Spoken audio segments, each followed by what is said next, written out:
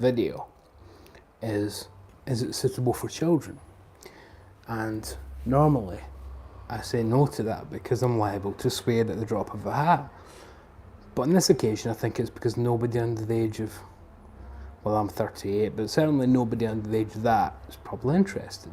So I don't imagine the Dora the Explorer crowd are in any danger of clicking on this.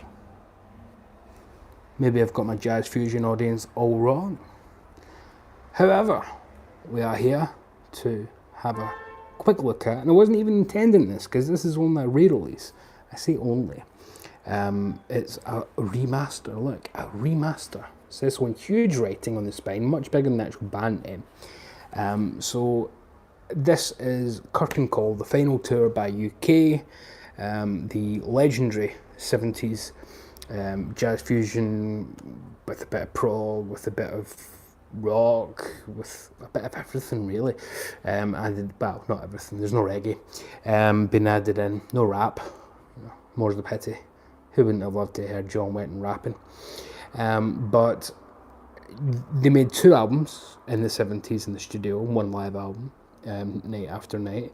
And what this is the reunion tour from 2013, very short reunion tour, in which they played their entirety.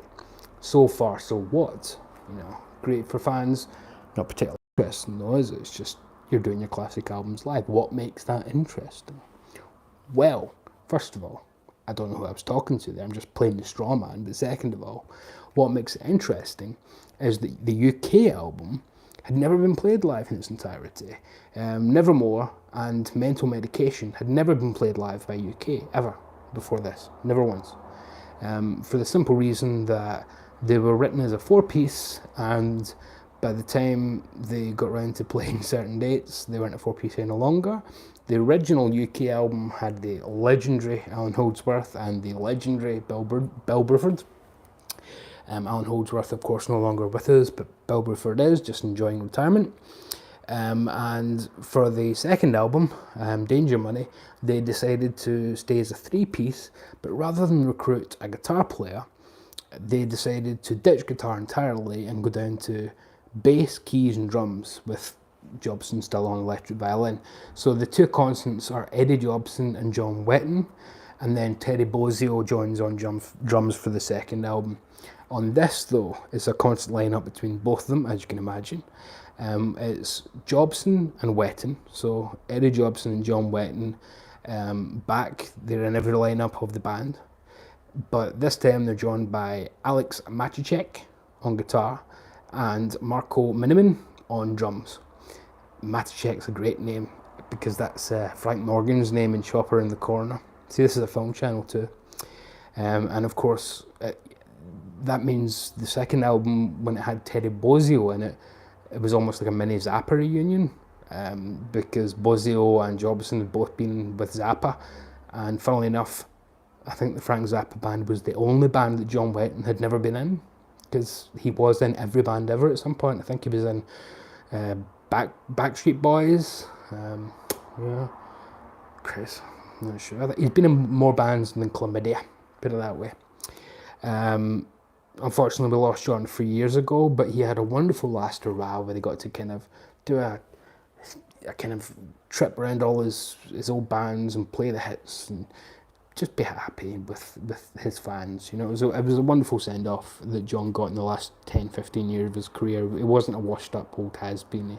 He got the adulation that he so rightly deserved because he played a massive part in so many wonderful projects and all sorts of rock and prog and fusion and blah blah blah. And of course Eddie Jobson, iconic player. Nobody who sees that kind of bizarre hair with the wonderful electric violin, especially Mr. Anthony Ferraro, hello Anthony, ever forgets that image, but rightly so, because he's such a talent that why would you forget it? Jobson is wonderful.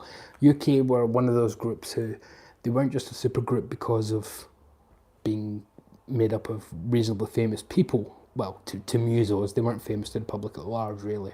But they were a super group in terms of talent, which is a little bit rarer, I think, a little bit rarer. So again, what makes this one stand out though is that you get the complete UK album done for the first time ever. And then on Danger Money, because you've got Alex Maciek playing on it, it's now a guitar album. It's a 4-piece album for the first time ever.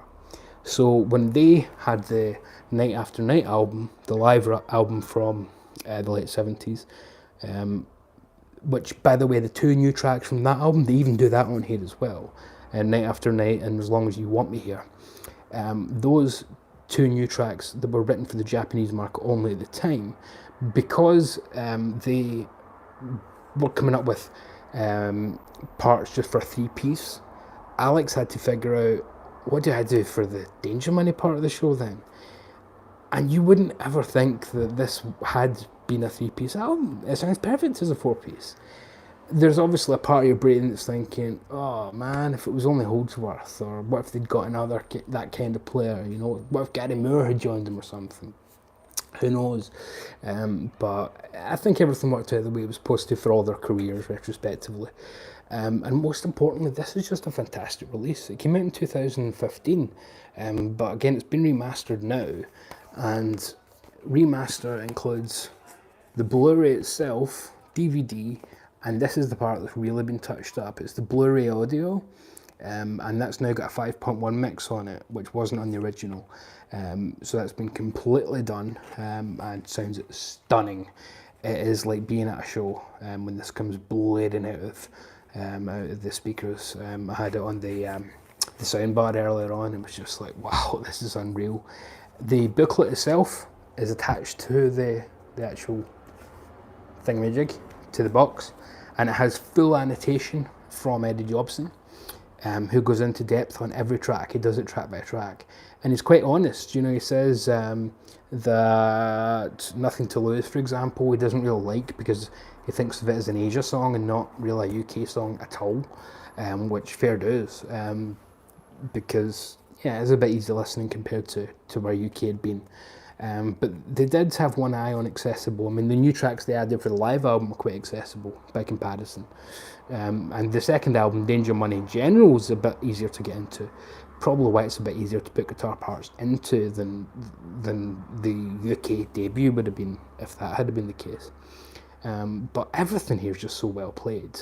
Everything, I mean, as you'd expect. It's a wonderful live show. I don't really think I need to go into detail, because you're going to know if you want this or not. You're going to know already if you want this or not. They're focusing very much on the 2 frontmen here. It's filmed like that in a lot of places, very dark and moody, very atmospheric. The lighting isn't particularly great, but it's atmospheric and it's purposeful. It's not done as an accident. No, well, we didn't film this one very well. It was done like that to set a tone, to set a feel, to set a vibe.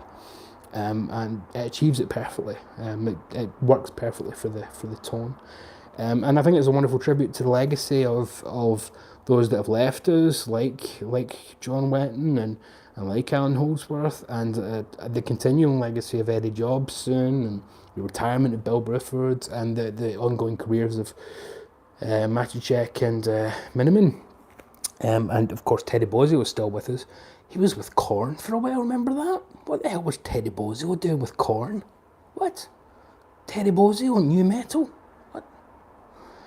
Anyway, so this is available from Rough Trade. Thank you very much, as always, to Rough Trade for sending this on. It won't be very widely available. Although it's now worldwide available, it's not going to be something you're going to slip into the shops and find. So, Rough Trade, your best bet, I think. But, yeah, have a shop around, see what you can do, because it's well worth the money, believe me. You get everything they ever did played in Japan. What more can you ask for? Stunning stuff. So I'll leave you with that. I'm trying to keep these all under 10 minutes, so as usual, stay very safe. Fucking hell. Excuse me, I'm trying to finish a video here. Fuck's sake. Somebody's been murdered and my video has to suffer for it. Jesus. I'm trying to tell them about Fusion here. Anyway, stay very safe out there, unlike whoever's just pissed off Strathclyde's finest. And, you know the rest from here. Love and what's the next part? Mercy? We'll go with Mercy. They're still blaring. I think they're coming for me this time.